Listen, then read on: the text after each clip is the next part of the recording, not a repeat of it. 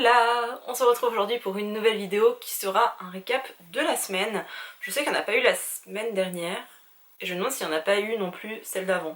Bref, il n'y en a pas eu pour la simple et bonne raison que je n'avais pas lu, ou pratiquement pas lu, et venir vous voir pour vous dire « Hey! Je n'ai pas lu cette semaine, bisous !» Bah je voyais pas trop l'intérêt, donc je suis pas venue. Et si je viens cette semaine, c'est parce que j'ai pas mal lu, et surtout il y a des choses qui vont changer dans ma vie. Et quand des choses changent, mon rythme de lecture change, et je trouve ça intéressant de vous partager tout ça. Surtout que, pour ceux qui ne le savaient pas, j'ai repris mes études cette année, pendant 1 an. Et donc beaucoup de choses changent dans mon rythme, je vais en cours, je vais en stage, et je travaille en plus de ça. Donc pas mal de changements, surtout que j'ai mes cours à Lyon, et bref, je prends le train, ce qui aide pour mon rythme de lecture. Mais là, je viens de terminer une période de stage, donc déjà, sachez que la dame a validé son stage. Clap, clap, clap, hein.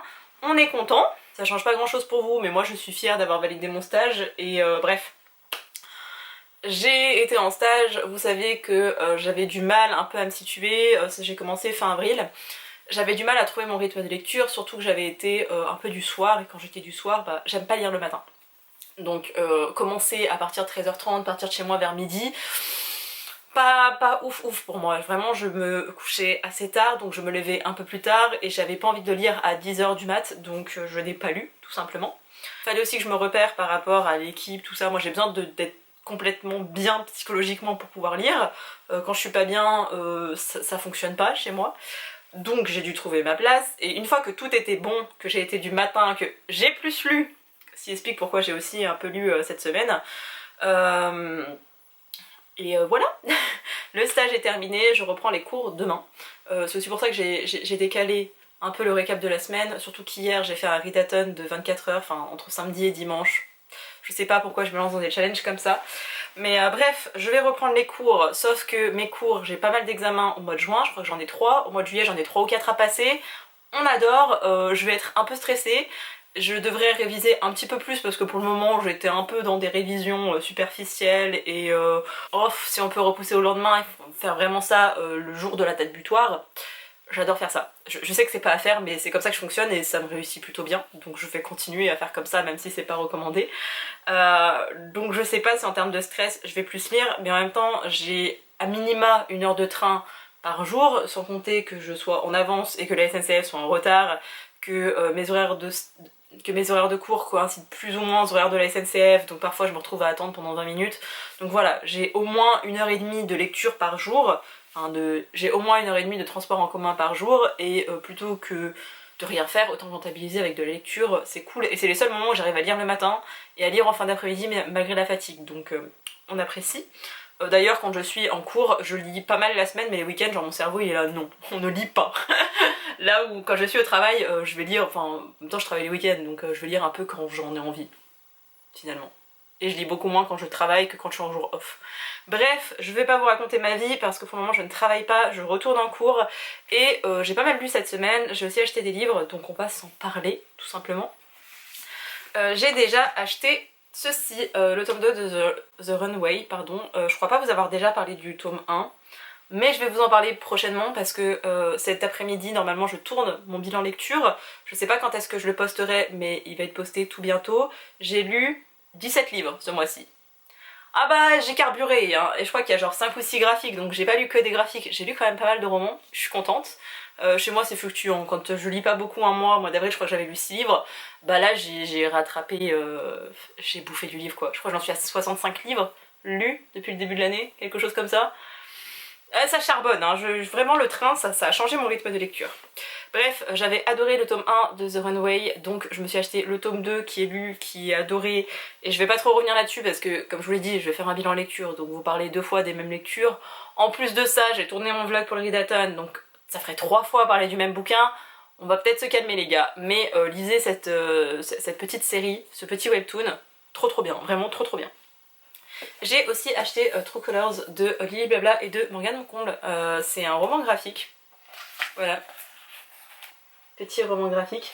Alors il est un peu abîmé à l'arrière et tout, donc faut que je le renvoie à la FNAC, mais je l'ai acheté. C'était plutôt sympathique. J'ai envie de lire le tome 2. Alors déjà je pensais pas l'acheter. Sauf que la hype et surtout le petit vlog TikTok de Morgane, parce que je suis une grosse fangirl. D'ailleurs, Morgane va faire un petit tour, enfin le duo d'autrices va faire un petit tour de France.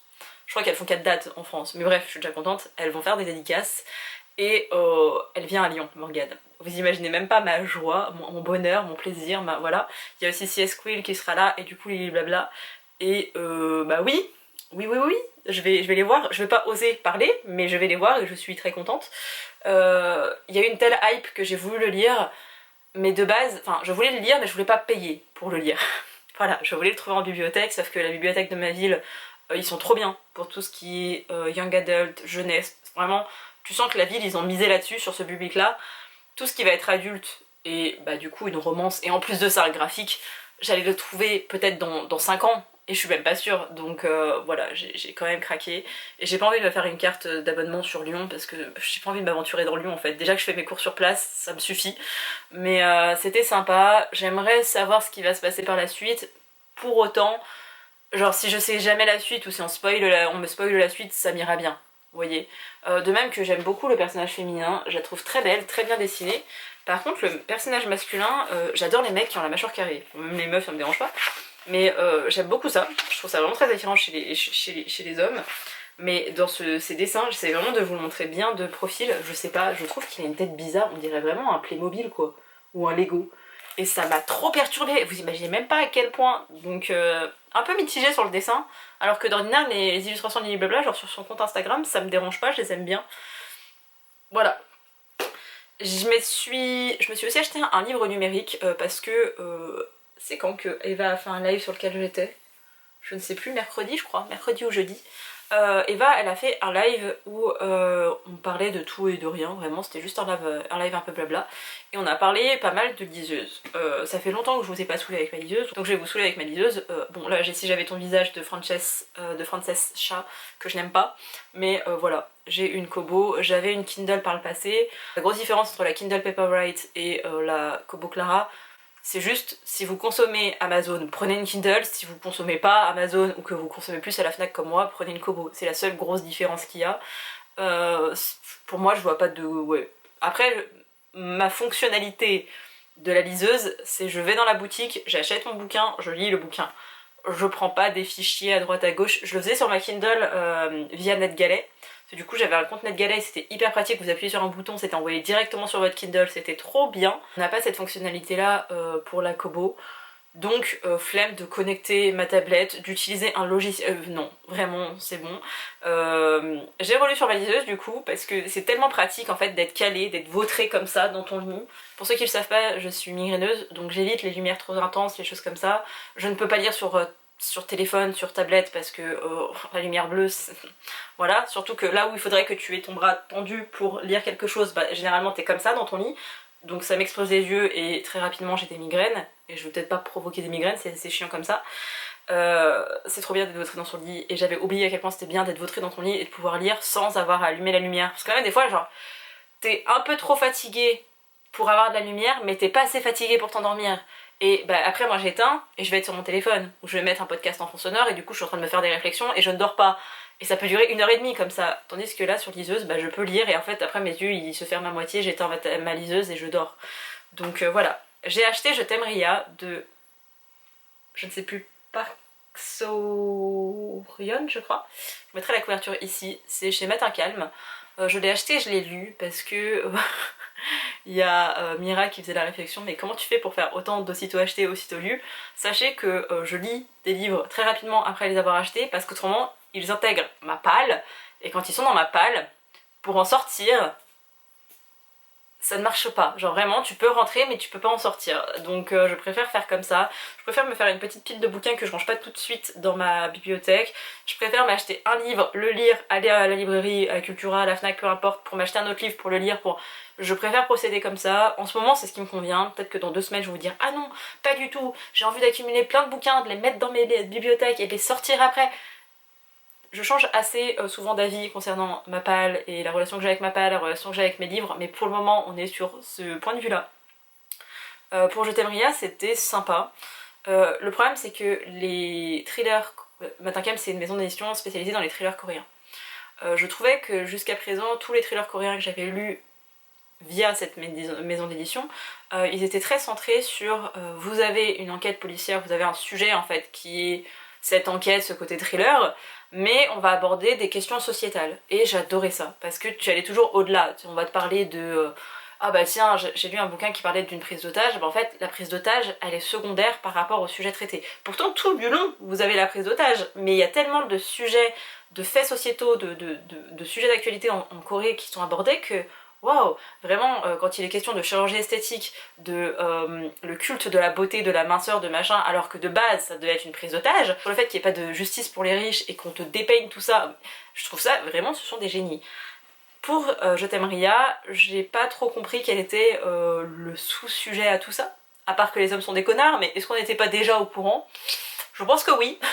Donc ouais, il y a eu moins ce côté sous-jacent, et moi j'allais vers les thrillers coréens pour cette raison. Donc le bouquin était sympa, c'est un bon petit thriller, j'ai pas vu le temps passer, je l'ai bouffé en même pas 3 heures de temps, donc il se lit plutôt très bien, mais bah, il m'a manqué cette deuxième lecture quelque part, et voilà. Et même si j'adore la maison d'édition Matin Calme, j'aime le fait de lire leurs thrillers en numérique. Au lieu de les payer, je crois qu'ils sont entre 20 et 22 euros, leur format papier, en numérique ils sont à 10 euros, donc ça me va bien. Genre 10 euros pour 3 heures de lecture, un bouquin qui fait son taf. Je vais pas les acheter en papier derrière, donc c'est bien. Quand ils sont pas sortis en poche, bah du coup je fais ça, j'aime bien. Voilà. Niveau achat, c'est tout. Ce qui est déjà pas mal, on est bien d'accord. Niveau lecture, je vais pas trop rebondir sur cette lecture là parce que j'en parle longuement dans mon vlog du Readathon, mais j'ai lu Le Soleil de minuit de Lily Blabla, la partie 2. J'ai vraiment bien aimé le premier tome. Quand il y a eu le deuxième tome, j'ai lu la moitié et j'aimais beaucoup. Encore une fois, ça c'est celui tout seul, je crois qu'il fait 420 pages, 430 pages 420 pages. Je l'ai lu très rapidement, ça se lit tout seul, c'est trop bien, la plume est hyper fluide. Pour autant, c'est pas non plus un truc trop... c'est pas du after, c'est un peu mieux du after dans la plume. Et bref, je sais pas si vous arrivez à vous situer, je sais que Hugo Roman, il y a un peu... Enfin, deux teams, pas forcément deux teams, mais je trouve qu'il y a soit des romans qui sont... Enfin, vraiment... On dirait pas qu'il y a un... Je sais pas. Le métier de traducteur, il existe pour une raison, c'est pas juste retranscrire un texte, c'est aussi l'adapter avec notre langage et tout, et parfois tu lis des textes et là mais... Alors je sais pas si ça vient de la traduction du texte original, mais c'est tellement simple que c'en est même dérangeant. Et à côté de ça, ils ont des bouquins souvent écrits par des francophones, mais pas toujours, qui sont vraiment bons, et même quand il y a des trades, genre même les Colleen Hoover, les trades sont corrects, vous voyez. Donc voilà, il y a deux types de bouquins, clairement celui-ci je range dans les meilleurs trucs de niveau de la plume, pour autant c'est pas non plus du Shakespeare, c'est pas un truc avec des figures de style etc, mais ça fait son taf, ça se lit tout seul, c'est ce qu'on attend d'une romance, c'est ce que j'attends perso d'une romance. J'avais hâte de lire ce tome 2, je me suis dit c'est maintenant ou jamais, j'avais lu le premier tome, je me demande si c'est pas début avril, fin mars ou début avril, que j'avais vraiment bien aimé, je crois que sur le coup j'avais mis un 3 ou 3,5 sur 5, là ce serait plutôt un 4 sur 5 avec le souvenir et machin.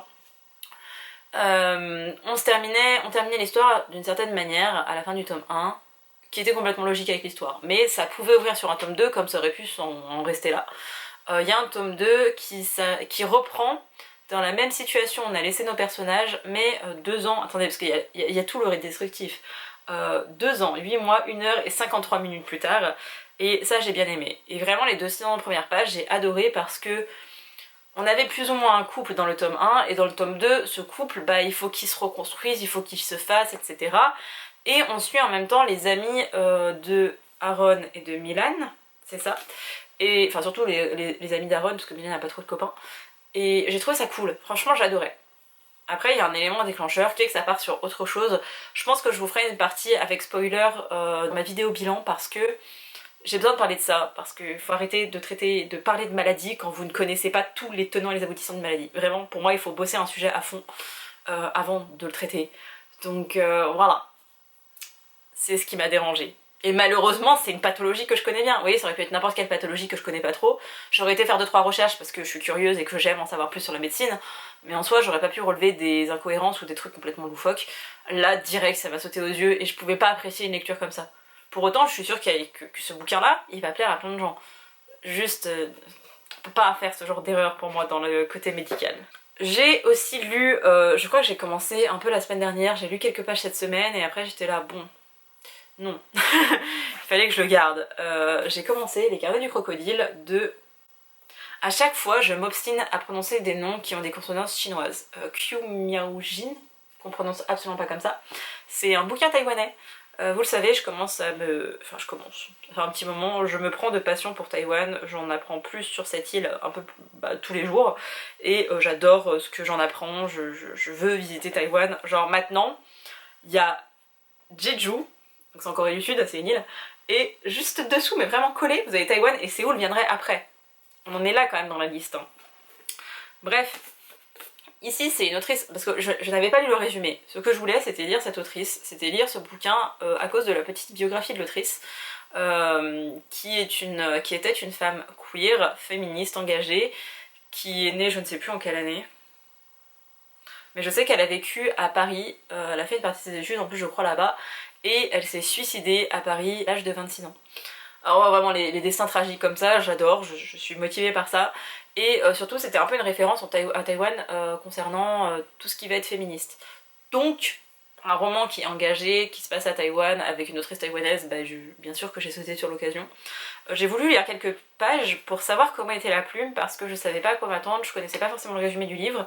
J'ai commencé les premières pages, j'ai lu le résumé, j'ai fait oh là là, oh mon dieu, on va parler d'une relation lesbienne qui est un petit peu chaotique, donc forcément ça allait me plaire.